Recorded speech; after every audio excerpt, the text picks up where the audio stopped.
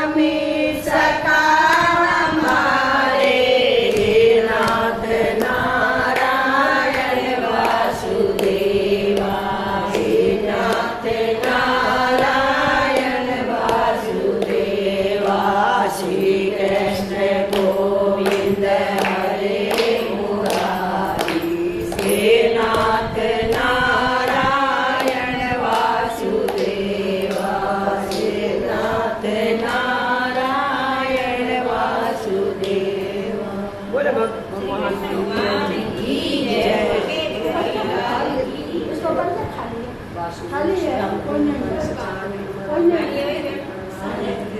कृष्णं वंदे जगत गुरु।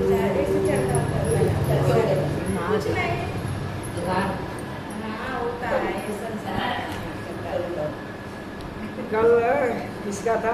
भक्तमाल के टीकाकार श्री प्रियदास जी ने इस घटना का अपने कविता में इस प्रकार वर्णन किया।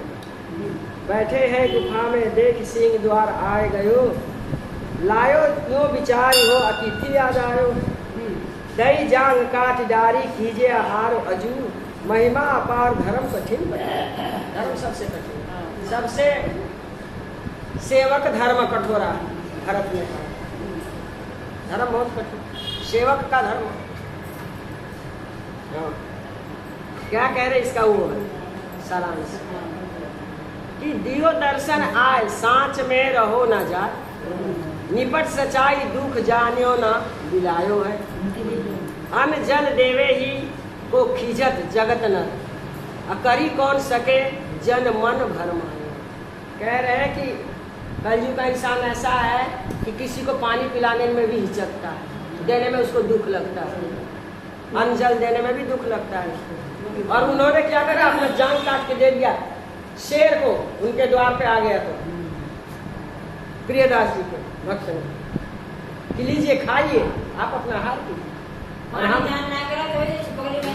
हम कैसे कि पानी पिलाने में भी, एक रोटी खिलाने में भी दुख लगता है। ये कलयुग के हम लोग। अच्छा, आप घर के ही आदमी को लगता है, बाहर के तो चलो। आज की कथारी की श्री गदाधर दास। गदाधर लाल बिहारी जपत रहत निस्वा सर फुलियो, सेवा सहज स्नेह सदा आनंद रस झूलियो। भक्ति सो अति प्रीति रीति सब ही मन भाई, आस्य अधिक उदार रसन करी कीरति गाई। कि हरि विश्वास हिया आन के, सपने आनन आस की, भली भांति निबही भगति सदा गदाधर दास। कह रहे हैं, अब इसका अर्थ है, कह रहे हैं कि श्री गदाधर दास जी की भक्ति का सर्वदा निर्वाह हुआ, हमेशा कभी चुके नहीं हुए, सर्वदा निर्वाह किया, उसमें कभी भी कोई बाधा नहीं उपस्थित हुई। हाँ, ऐसी भक्ति। आप श्री बिहारी लाल जी के नामों का जप करते हुए दिन रात प्रफुल्लित रहते थे, खुश रहते थे और दिन रात जप करते। भक्त भगवंत की सेवा में आपका सहज स्नेह, बहुत स्नेह, उसी के आनंद में सर्वदा झूमते रहते थे। भक्त में आपका बड़ा भारी अनुराग, भगवान के भक्त में उनका बहुत अनुराग था, बहुत मन। आपकी संत सेवा की रीति सभी को अच्छी लगती, जैसे वो संतों की सेवा करते थे वो सबको बहुत अच्छा लगता। अब कौन से तरीके से करते थे भाई, अच्छा लगता। हाँ, लगती। आप मन बुद्धि से परम उदार थे, मन से भी और बुद्धि से भी बहुत उदार, और जीवा से, जीव से सदा भगवान की कीर्ति का गान किया करते, परपंचों का गान नहीं करते, भगवान की कीर्ति का गान। हृदय में केवल भगवान का विश्वास और भरोसा रखकर आपने स्वप्न में भी किसी दूसरे की आशा नहीं रखी। ये बात श्री गदाधर दास जी के विषय में विशेष विवरण इस प्रकार है। अब अच्छे से विवरण है। श्री गदाधर दास जी श्याम सुंदर के प्रेम में ऐसे डूबे कि उनका घर, धन और परिवार सब कुछ छूट गया। तभी तो भगवान मिलते हैं भाई, तभी भगवान। हंसो भी और गाल भी फुलाओ तो दोनों काम नहीं होंगे ना, एक ही होगा ना। या तो भगवान को प्राप्त कर लो या तो परिवार में। परिवार विरक्त हो गया। कुछ दिन इधर उधर घूम फिर कर आप महाराष्ट्र में ताप्ती नदी के तट पर, नदी का नाम है बुरहानपुर को, ये गाँव का नाम बुरहानपुर को आए और उसी के निकट एक बाग में आसन लगा कर बैठे। लोगों ने आपसे बहुत अनुनय विनय करके कहा, प्रभु गांव में चलकर किसी मंदिर में रहिए। बहुत अर्जी करी, बहुत विनय करी, मंदिर में रहे, परंतु उनके कहने से आप गांव में नहीं। उसका कारण यह कि आपको एकांत नहीं सुख, एकांत भगवत जन को छोड़कर दूसरी किसी कामना से आपका कोई प्रयोजन न था, नहीं। जो भी हो भगवत भाव का, भगवत नाम का। एक बार एक दिनों तक लगातार वर्षा होती रुकी, उससे आपका शरीर और बस्तर भीग गए। इनके कष्ट को देखकर प्यारे श्याम सुंदर ने अत्यंत मीठे स्वर में एक भक्त शेर से कहा, भक्त शेर से कहा, तुम्हारे घर में बहुत सा धन भरा, बहुत सा धन भरा, तुम श्री गदाधर दास जी के लिए और उनके ठाकुर जी के लिए एक सुंदर मंदिर बनवाओ और उन्हें लाकर उस मंदिर में रखो। उसको कहा सेठ को। भगवान की आज्ञा पाकर उस सेठ भक्त ने सुंदर विशाल मंदिर बनवाया और भगवान की आज्ञा को सुनाकर कोष्ठ में संत सेवार्थ बहुत आग्रह किया। संत से बुलाए, बहुत आग्रह किया, आप लोग आइए मैं सेवा करूँ। तब बड़ी मुश्किल से आप उस मंदिर में आए। ये नहीं कि जैसे कहा और तुरंत चल पड़े। आपने उस मंदिर में भगवान के श्री विग्रह की स्थापना की, मूर्ति की, और उनका नाम श्री लीला बिहारी जी रखा। इन्होंने ही रखा, गदाधर लीला बिहारी जी रखा। श्री ठाकुर जी के सुंदर मधुर स्वरूप को देख कर आप सर्वदा उसी आनंद में विभोर हैं और कुछ देखते हैं। बड़े प्रेम के साथ आप संतों की सेवा करते हैं। इनकी सेवा से संत जन बहुत प्रसन्न होते हैं और संतों को सुखी देकर आप भी प्रसन्न। संत भगवंत की सेवा के लिए जो भी कुछ सामान आता था आप उसे उसी दिन सेवा में लगा देंगे। बासी अन्न धन दूसरे दिन के लिए नहीं रखते थे, बासी हो जाता है। अब उसी धन को अगर बनिया तौल के दे देता तो उसी दिन का हो जाता, लेकिन हम अपने घर में रखते हैं वो बासी हो जाता। अन्न धन दूसरे दिन के लिए नहीं रखते। एक बार रसोइये ने छिपाकर कुछ सामान रखा। संयोग बस आश्रम में कई संत आ गए। तब श्री गदाधर दास जी ने अपने रसोइये से कहा, कुछ सामान हो तो उसी से रसोई बनाकर प्रेम करो, पूरे साथियों को भोजन करा।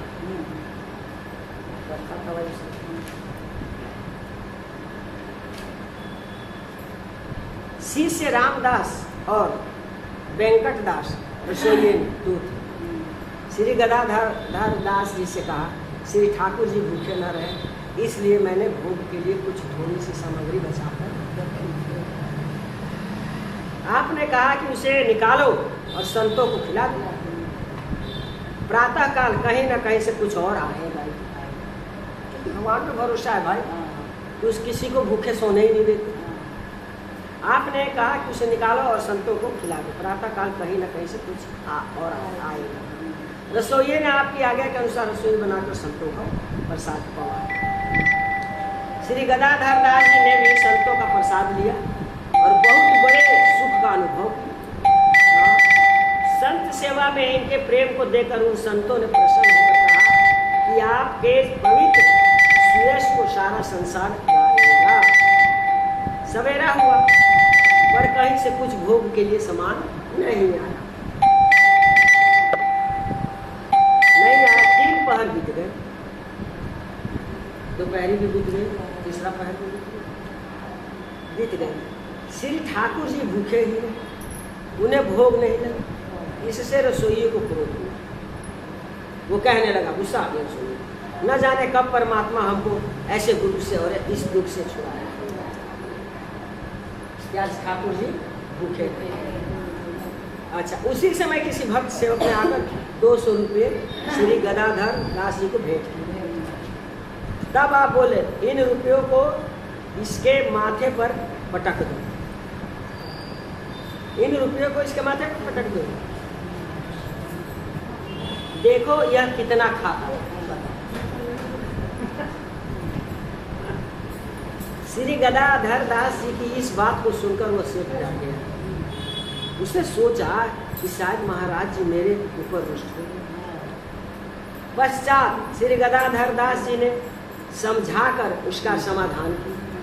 तब तो वह बहुत ही प्रसन्न हुआ और भक्त भगवंत के भोग में जितना सामान लगता नित्य उसे देता। और जो 200 रुपये दे रहे हैं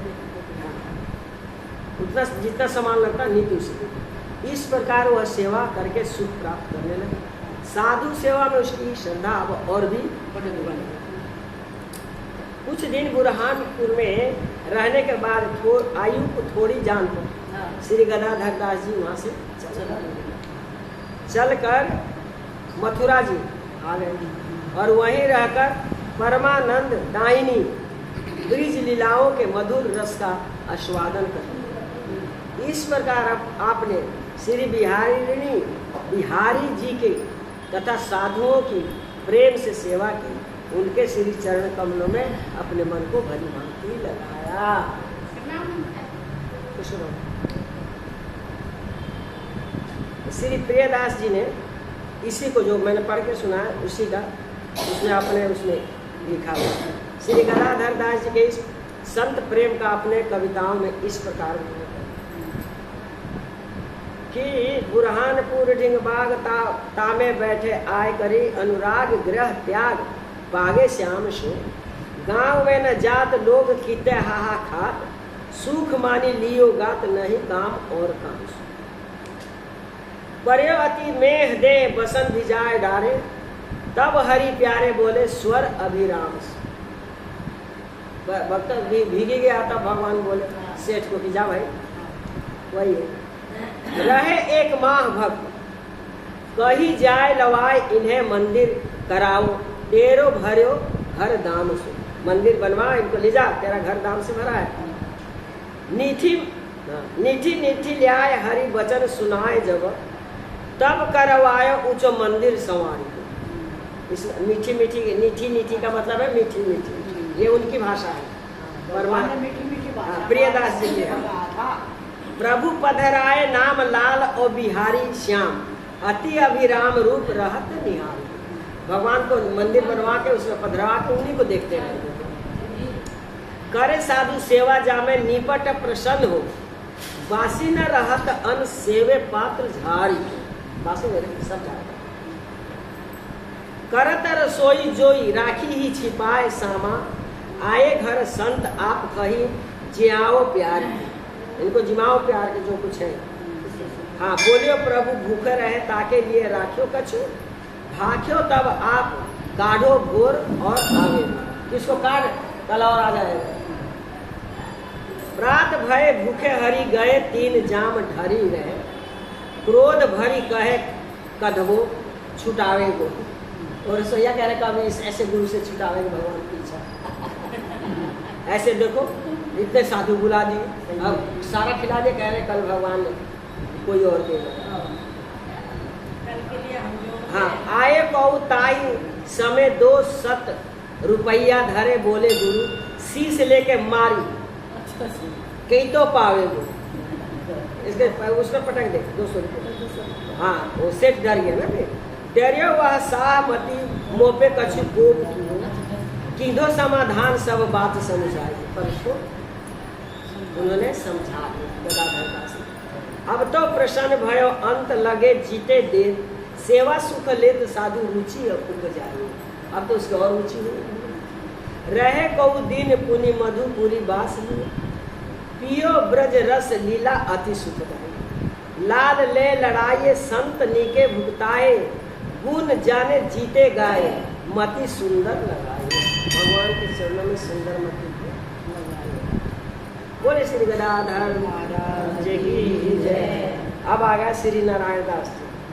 भक्ति जोग जुगत सुदृढ़ ने निज बल करी राखी, ये स्वरूपानंद लाल जस रचना। परिचय प्रचुर प्रताप जान मनि रहस्य सहायक, श्री नारायण प्रगट मनो लोगन सुखदायक। नित सेवत संतन सहित दाता उत्तर देश गति, हरि भजन शिव स्वामी सरस श्री नारायण दास। इसका अर्थ है स्वामी नारायण दास जी भगवत जन की सीमा थे और आपका हृदय अति सरस था। आपने भक्ति योग से युक्त सुदृढ़ शरीर को अपनी भक्ति के प्रताप से स्वस्थ एवं भक्तिमय आचरण करने में लगा। शरीर को ऐसा बना लिया था कि कभी कुछ होता नहीं भक्ति के लिए। हाँ। हृदय में श्री गोपाल लाल के सुंदर रूप के ध्यान का आनंद लेते हैं। आप जीवा से उनके सुयश का वर्णन करते हैं। हृदय में तो उनका नेत्रों से लाभ लेते थे और जीवा से नाम जपते थे। भक्ति के प्रताप से आपके द्वारा अनेक चमत्कार प्रकट हुए। सुजान शिरोमणि श्याम सुंदर रहस्यमय ढंग से आपकी सहायता करते, अलग अलग ढंग से रहस्यमय, कोई जानता ही नहीं था कि कैसे जब भी जरूरत पड़ती थी का उसी टाइम। इसी तरह आप सबके सहायक थे। श्रेष्ठ ज्ञानी होने के कारण आप रहस्य का बोध कराकर साधक की सहायता करते। साधक होते थे। विश्व का कल्याण करने के लिए मानो स्वयं नारायण भगवान ने ही अवतार लिया। हाँ, आप बड़े प्रेम के साथ संतों की सेवा करते। उत्तराखंड और उत्तर प्रदेश में निवास करने वालों को आपने उपदेश देकर उन्हें सद्गति प्रदान। श्री नारायण दास जी के विषय में विशेष विवरण इस प्रकार। महात्मा श्री नारायण दास जी पहले बद्रिका आश्रम में निवास करते, फिर वहाँ से श्री मथुरापुरी को चले गए। वहाँ पुरी का दर्शन करके आपको बड़ा भारी सुकून। मथुरा में ना ये सब पुरी है, अयोध्यापुरी, मथुरापुरी, हाँ ये सब पुरी है, जगन्नाथपुरी, आपको बड़ा भारी सुकून। आप श्री केशव दास जी के द्वार पर रहे, तो केशव दास जी उनके द्वार पर रहे। आपने मन में विचार किया कि मंदिर में दर्शन करने के लिए जो लोग आते हैं उन्हें भगवान के दर्शन का आनंद अच्छी प्रकार से नहीं मिलता। कहाँ कर पाते हैं हम लोग? कर पाते नहीं मिलता। अच्छी क्या जरा भी नहीं मिले तो ये सोचने लगे कि अच्छी प्रकार से नहीं मिलता है, क्योंकि उनके मन में जूतों की चोरी। हाँ, बैठे थे तो हम यहाँ चप्पल कोई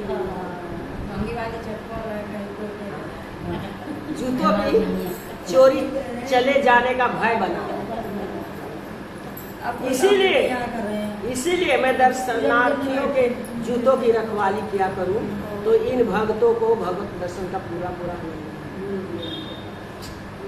हाँ। तो इसीलिए तो जूतों की रखवाली करते हैं। उनकी बहुत बड़ी सेवा है। सत्संग हाँ, एक गुरुद्वारा जैसे तो हम हिंदू नहीं करते, ऐसा दर्शनार्थियों के हाँ पूरा पर ऐसा निश्चय कर आप जूतों की रखवाली करते। इससे दर्शनार्थी और स्वयं आप भी आनंदित, दर्शन करने वाले खूब खुश रहे। आपसे मन से चिंता हट गई चोरी होने का। दूसरे लोग आपके प्रभाव को तथा आपकी सेवा निष्ठा को नहीं जानते कि आपके हृदय में सेवा का कैसा अपार भाव है। सेवा भी तो भाव से होनी चाहिए ना। एक बार एक दुष्ट आया और उसने एक बड़ी सी पोटली आपके सिर पर, पोटली किसी चीज के सिर पर रख और कहा कि इसे ले चलो। हाँ, धन दौलत नहीं था, कुछ और ही होगा। कह रहा इसे ले चलो। आप बिना किसी ननु नच के पोटली लाद कर इसके साथ चल दिए, बोले ही नहीं, पूछा भी नहीं कि कौन है, पोटली में क्या रख कर के चल दिए, पोटली लाद करके उसके साथ चल दिए। जब श्री नारायण दास जी उस दुष्ट की पोटली को सिर पर लिए जा रहे थे तो उसी समय रास्ते में कोई बड़े प्रतिष्ठित सज्जन मिल गए, बड़े प्रतिष्ठित सज्जन मिल गए और उन्होंने श्री नारायण दास जी को पहचाना। वो भी भगत भक्त पहचान गए, भक्ति तो भक्त को पहचानेगा, अब भक्त थोड़े भक्त को पहचानेगा। फिर बड़े अनुराग में भरकर साष्टांग दंडवत प्रणाम किया और उस दुष्ट को बड़े जोर से डांटा फटकारा।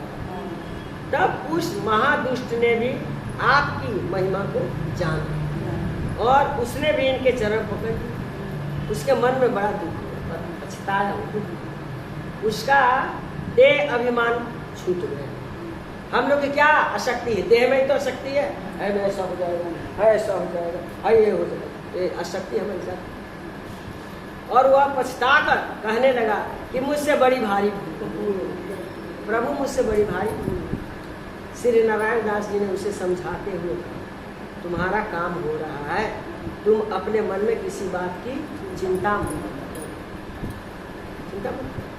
यह सुनकर वह रोने लगा, उसके नेत्रों से आंसुओं की धारा बहने लगी। उसने प्रार्थना करते हुए श्री नारायण दास जी से कहा कि अब मैं घर का सुख नहीं देखूंगा। बैराग ऐसे संत का नजर पड़ गई तो कहाँ रहेगा बाला?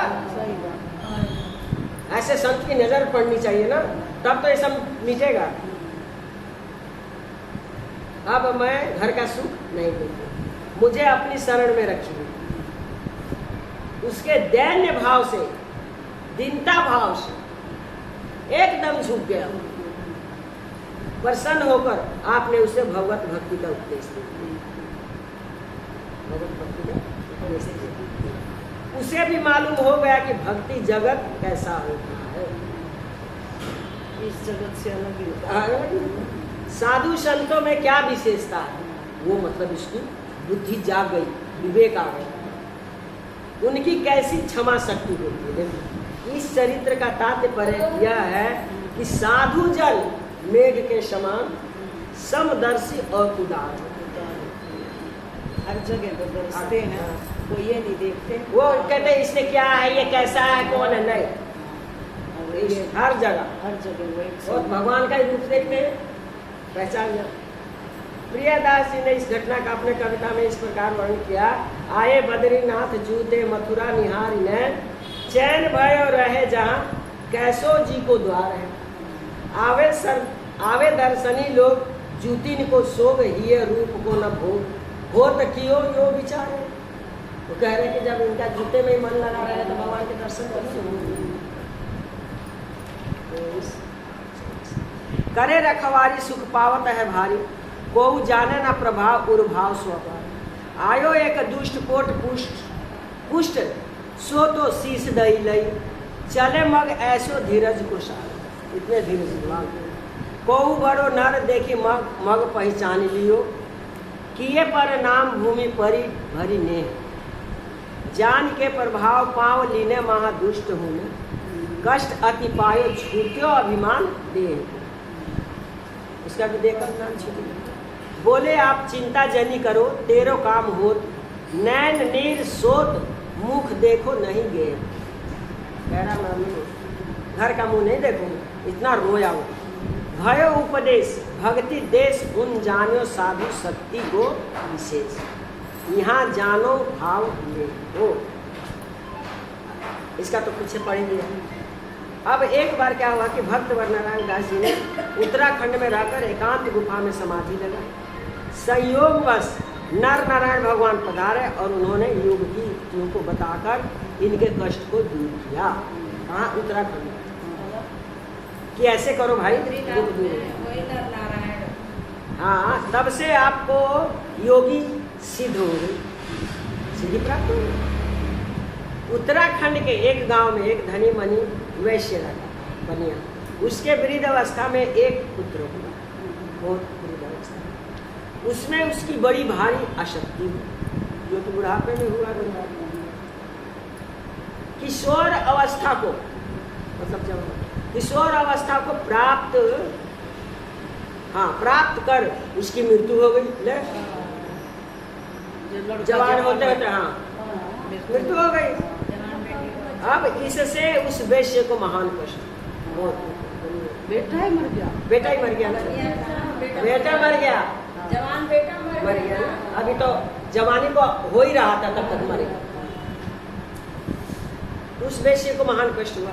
वह मोह बस शव को, मतलब लाश को लेकर शव को संस्कार के लिए नहीं ले जाने देगा, नहीं संस्कार।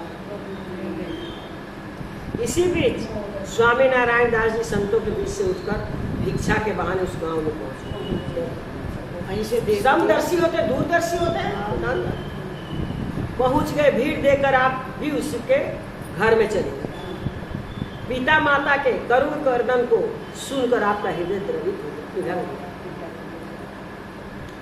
भगवत स्मरण पूर्वक जैसे ही आपने पुत्र के शरीर का स्पर्श किया, उसी समय उसमें जिंदा हो गया। सभी ने स्वामी जी के चरण पकड़ लिए। चमत्कार को देखकर सभी भगवत भक्त बोले नारायण दास महाराज की जय। आप श्री आ गए श्री भगवान दास जी।